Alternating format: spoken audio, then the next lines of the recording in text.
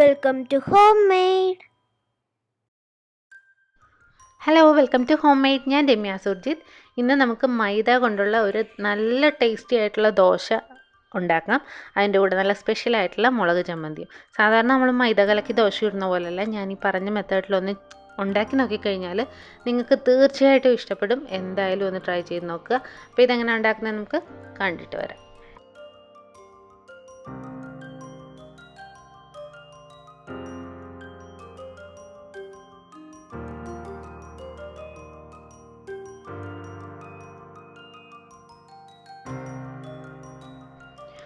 ആദ്യം നമുക്ക് ദോശയ്ക്കുള്ള മാവ് റെഡിയാക്കാം. അതിനായിട്ട് ഒരു വലിയ ബൗളിലേക്ക് 1.5 കപ്പ് മൈദ എടുക്കുക. ഞാനിപ്പം 1.5 കപ്പ് മൈദ വെച്ച് ഉണ്ടാക്കി കഴിഞ്ഞാൽ ഒരു 6 മുതൽ 8 ദോശ വരെയാണ് നമുക്ക് ഉണ്ടാക്കിയെടുക്കാൻ പറ്റുന്നത്. അപ്പോൾ ആ ഒരു കണക്കിൽ ഉണ്ടാക്കുക കേട്ടോ. അതിനകത്തേക്ക് ആവശ്യത്തിന് ഉപ്പ് ചേർത്ത് കൊടുക്കുക. അതിനുശേഷം ചെറുതായിട്ടൊന്ന് മിക്സ് ചെയ്തതിന് ശേഷം ആ ഉപ്പൊന്ന് മിക്സ് ചെയ്തിട്ട് നമുക്ക് കുറേശ്ശെ വെള്ളം ഒഴിച്ച് നന്നായിട്ട് കലക്കിയെടുക്കാം. വെള്ളം ഒഴിച്ച് കലക്കുമ്പോഴേക്കും നമ്മുടെ ദോശമാവിനേക്കാൾ കുറച്ചുകൂടെ ലൂസായിട്ട് വേണം കലക്കാനായിട്ട്.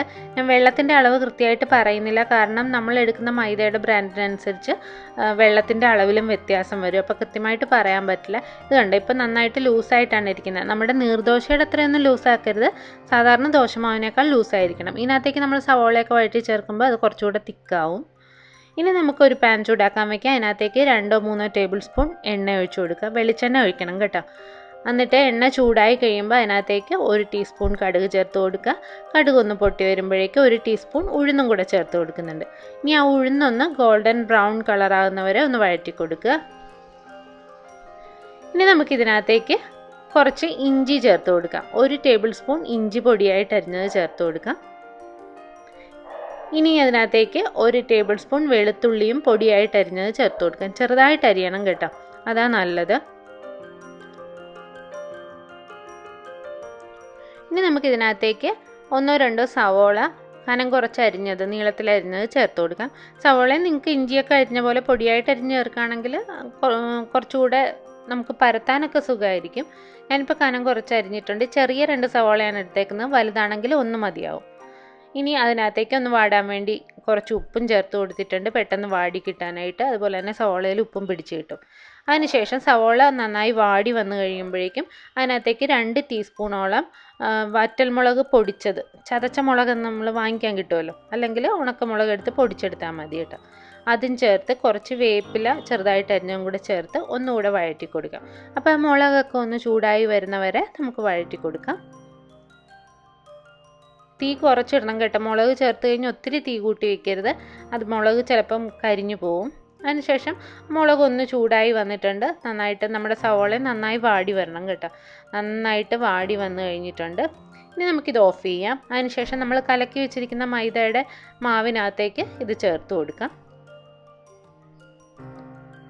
ആ എണ്ണ, അതിനകത്തുള്ള എണ്ണ കൂടെ ചേർത്ത് വേണം കേട്ടോ ചേർക്കാനായിട്ട്. എണ്ണയുടെയും കൂടെ ടേസ്റ്റ് വരണം, അപ്പോഴാണ് നല്ല കറക്റ്റ് ടേസ്റ്റ് കിട്ടുന്നത്. അപ്പോൾ ഇത് നന്നായിട്ടൊന്ന് മിക്സ് ചെയ്ത് ആ മാവിനോട് യോജിപ്പിച്ച് കൊടുക്കുക. ഇത് കണ്ടോ, ഇപ്പോൾ ഇത്തിരി തിക്കായി വന്നിട്ടില്ലേ? നമ്മളതെല്ലാം ചേർത്ത് വന്നപ്പോഴേക്കും കുറച്ച് തിക്കായിട്ടുണ്ട്. അപ്പോൾ കുറച്ചുകൂടെ ഒന്ന് വെള്ളം ഒഴിച്ച് ഒന്നുകൂടെ ലൂസാക്കി കൊടുക്കാം. എന്നാലേ നമുക്ക് കറക്റ്റായിട്ടത് പരത്തിയെടുക്കാൻ പറ്റുള്ളൂ. ഇതിനകത്ത് സവോളയൊക്കെ നിറച്ചിട്ടേക്കുന്നതല്ലേ, അപ്പോൾ അതൊന്ന് നമുക്ക് പരത്താനുള്ള പരുവത്തിന് വരണമെങ്കിൽ കുറച്ചുകൂടെ ലൂസാക്കി കൊടുക്കണം. അപ്പോൾ ഈ ഒരു പരുവത്തിന് കലക്കി എടുത്തിട്ടുണ്ട്.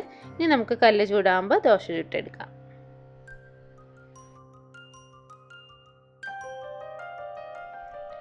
ഓരോ പ്രാവശ്യം മാവ് ഒഴിക്കുമ്പോഴും നന്നായിട്ട് മിക്സ് ചെയ്തതിന് ശേഷം ഒഴിക്കുക. എന്നാലേ ആ സവോളയൊക്കെ എല്ലായിടത്തും നമുക്ക് അവസാനം വരെ നമുക്ക് കിട്ടുകയുള്ളൂ. അല്ലെങ്കിൽ ചിലപ്പോൾ ഒരു സൈഡിൽ അങ്ങ് അടിഞ്ഞു പോവും. അങ്ങനെ വരാതിരിക്കാനായിട്ട് ഇടയ്ക്കൊന്ന് ഇളക്കിയിട്ട് വേണം എടുക്കാനായിട്ട്. ദോശ പരത്തി കൊടുത്തിട്ടുണ്ട്.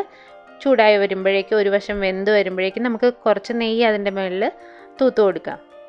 നെയ്യും കൂടെ ചേർക്കുമ്പോഴാണ് നല്ല ടേസ്റ്റ് കിട്ടുന്നത് കേട്ടോ. എന്നിട്ട് നമ്മുടെ ഇഷ്ടത്തിന് ചൂടായിട്ട് മൊരിച്ച് എടുക്കാം. മൈദയല്ലേ, അപ്പം നന്നായിട്ടൊന്ന് മൊരിച്ചെടുക്കുന്നതായിരിക്കും ടേസ്റ്റ്. പെട്ടെന്ന് തന്നെ ആകും കേട്ടോ, അധികം നേരം വെച്ചേക്കേണ്ട കാര്യമൊന്നുമില്ല, പെട്ടെന്ന് തന്നെ മൊരിഞ്ഞു വരും. അതിന് ശേഷം മറിച്ചിട്ട് നമുക്ക് റെഡിയാക്കിയിടുക. ഇത് കണ്ടോ, നല്ല അടിപൊളി ടേസ്റ്റാണ് ഈ ദോശയ്ക്ക്. എല്ലാവരും ഒന്ന് ട്രൈ ചെയ്ത് നോക്കുക. ഇനി നമുക്ക് മുളക് ചമ്മന്തി എങ്ങനെ ഉണ്ടാക്കുന്നതെന്ന് നോക്കാം.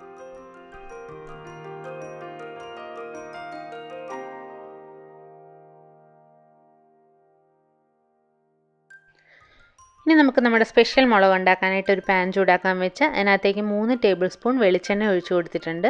എണ്ണ നന്നായിട്ട് ചൂടാകുമ്പോഴേക്കും അതിനകത്തേക്ക് 1/2 കപ്പ് ഉള്ളി ചേർത്ത് കൊടുക്കാം. വെളിച്ചെണ്ണ തന്നെ ഒഴിക്കണം കേട്ടോ, വേറെ എണ്ണയൊന്നും ഇതിന് ചേരില്ല. ഈ മുളകിന് വെളിച്ചെണ്ണ തന്നെ വേണം. അതിനുശേഷം നമ്മൾക്ക് ആ ഉള്ളി ഒന്ന് ചെറുതായിട്ടൊന്ന് വഴറ്റിയെടുക്കാം. അതുപോലെ തന്നെ സവോളയേക്കാൾ ടേസ്റ്റ് എപ്പോഴും ചെറിയ ഉള്ളിക്ക് തന്നെയാണ് ഇതിന് വേണ്ടിയിട്ട്. അപ്പോൾ നമുക്ക് ഉള്ളി വാടിക്കഴിയുമ്പോഴേക്കും അതിനകത്തേക്ക് എരിവിന് ആവശ്യമായിട്ടുള്ള മുളക് ചേർത്ത് കൊടുക്കാം, വറ്റൽ മുളക്. അപ്പോൾ മുളകും കൂടെ ഒന്ന് നന്നായിട്ട് മൂത്ത് അതിനകത്ത് കിടന്നൊന്ന് വീർത്ത് വരണം. അപ്പോഴേക്കും നമുക്ക് മൂത്ത് വന്നെന്ന് മനസ്സിലാക്കാൻ പറ്റും. അപ്പോൾ എരിവ് കുറച്ച് വേണം എന്നുള്ളവർക്കാണെങ്കിൽ മുളകിൻ്റെ എണ്ണം കുറയ്ക്കാം. ഇപ്പോൾ ഒരു 8 എണ്ണം ഞാൻ ചേർത്ത് കൊടുത്തിട്ടുണ്ട്. പോരെന്നുണ്ടെങ്കിൽ നമുക്ക് എരിവിനനുസരിച്ച് കൂട്ടുകയും കുറയ്ക്കുകയും ചെയ്യാം. പിന്നെ കുറച്ച് ഉപ്പ് ചേർത്ത് കൊടുത്തിട്ടുണ്ട്. ഒരു 1/4 ടീസ്പൂൺ ഉപ്പ് ചേർത്ത് കൊടുത്തിട്ടുണ്ട്. പിന്നെ ഒരു 3/4 ടീസ്പൂണോളം പഞ്ചസാര ചേർത്ത് കൊടുക്കണം. പഞ്ചസാര വരുമ്പോഴാണ് ഇതിന് കറക്റ്റ് ഫ്ലേവർ കിട്ടുന്നത്. അപ്പോൾ ഒരു 3/4 ടീസ്പൂൺ പഞ്ചസാര ചേർത്ത് കൊടുത്തു. പിന്നെ ഒരു ചെറിയ കഷ്ണം വാളംപുളി, നമ്മുടെ സാമ്പാർ പുളി, പിഴിപുളി എന്നൊക്കെ പറയാമല്ലേ, ആ വാളംപുളി ചേർത്ത് കൊടുക്കാം. ചെറിയ പീസ് മതി കേട്ടോ. പുളിയൊക്കെ കൂടിപ്പോയി കഴിഞ്ഞാൽ ഇതിൻ്റെ ഫ്ലേവർ തന്നെ മാറിപ്പോവും, വേറൊരു ടേസ്റ്റ് ആയിപ്പോവും. അപ്പോൾ ഈ പറഞ്ഞ അളവിൽ തന്നെ എല്ലാം എടുക്കുക. അതിനുശേഷം നമുക്ക് തീ ഓഫ് ചെയ്യുക. ഓഫ് ചെയ്ത് അതൊന്ന് ചൂടാറിക്കഴിയുമ്പോഴേക്കും നമുക്ക് മിക്സിയിലിട്ട് ഒന്ന് അരച്ചെടുക്കാം. അപ്പോൾ ആ എണ്ണ ഉൾപ്പെടെ വേണം ഈ മുളകിനും ചേർക്കാനായിട്ട്. നമ്മളിതൊക്കെ വഴറ്റിയ എണ്ണ അതിനകത്തുണ്ടാവും, ബാക്കി അതും കൂടെ ചേർത്ത് ഒഴിച്ചു കൊടുക്കുക. ഇതൊന്ന് അരഞ്ഞ് കിട്ടുന്നില്ല എന്ന് നിങ്ങൾക്ക് തോന്നുകയാണെങ്കിൽ 1 ടീസ്പൂൺ എണ്ണ കൂടെ ചേർത്ത് കൊടുക്കുക. നമ്മുടെ അടിപൊളി മുളക് ചമ്മന്തിയും സ്പെഷ്യൽ മൈദ ദോശയും ഇവിടെ റെഡി ആയിട്ടുണ്ട്. എല്ലാവരും ട്രൈ ചെയ്ത് നോക്കണം. എല്ലാവർക്കും തീർച്ചയായിട്ടും ഇഷ്ടപ്പെടും. ഇഷ്ടപ്പെട്ടാൽ നമ്മുടെ ചാനൽ ലൈക്ക് ചെയ്യാനും സബ്സ്ക്രൈബ് ചെയ്യാനും കമൻറ്റ് ചെയ്യാനും ഷെയർ ചെയ്യാനും മറക്കരുത്. പുതിയ പുതിയ വീഡിയോസുമായി വീണ്ടും കാണാം. Thank you.